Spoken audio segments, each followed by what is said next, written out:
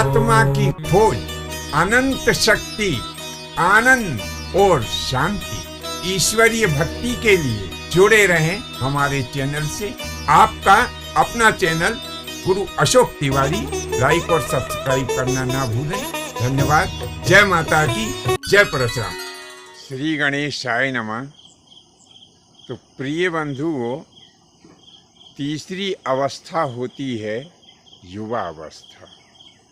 अब यह युवा अवस्था जो होती है, इसमें थोड़ा बहुत सुख प्राप्त होता है।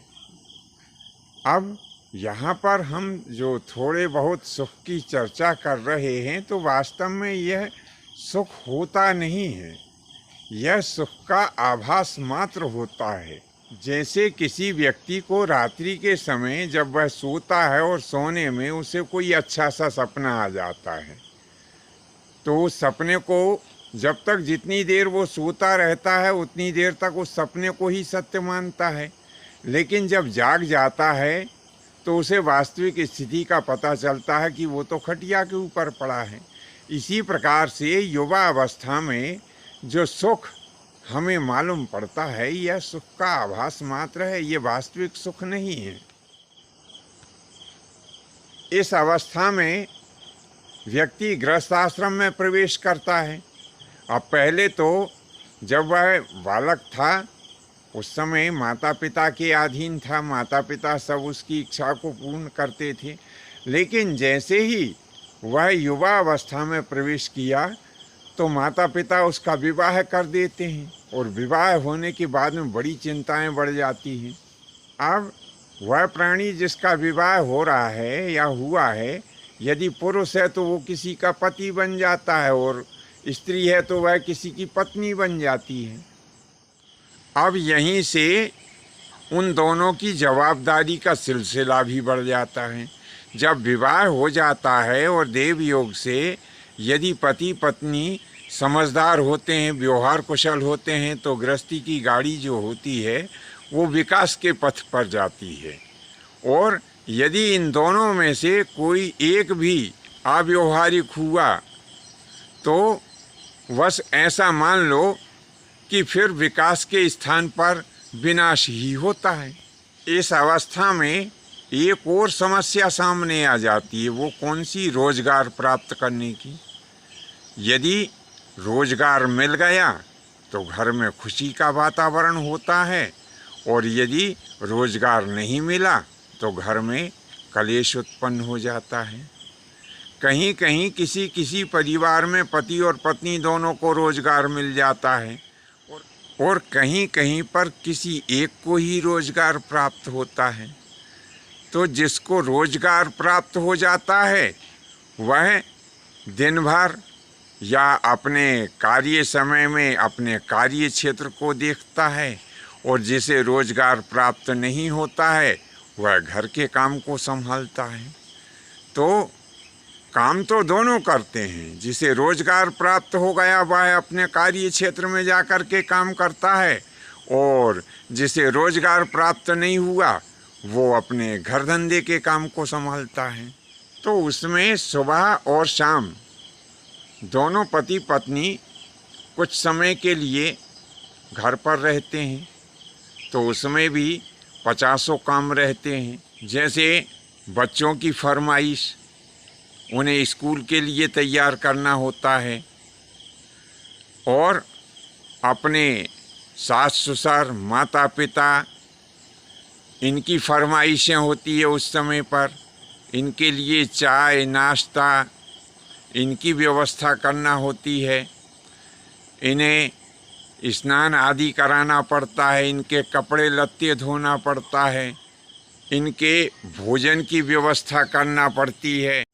और जैसे बच्चे स्कूल जाते हैं तो स्कूल के लिए उनके टिफ़िन तैयार करना पड़ता है। पति अथवा पत्नी जो अपने कार्य क्षेत्र में जाते हैं उनके लिए टिफ़िन तैयार करके रखना पड़ता है। घर के जो सदस्य होते हैं उनकी दवाई, उनके पानी पीने के बर्तन, उनके जूते और मोजे, ये सब यथास्थान रखने पड़ते हैं। बच्चों का जब स्कूल का समय हो जाता है तो उन्हें तैयार करके स्कूल बस तक भी उन्हें छोड़ना पड़ता है। तो गृहस्थी में ऐसे और बहुत सारे काम होते हैं जिनका वर्णन हम यहाँ पर नहीं कर पाए हैं।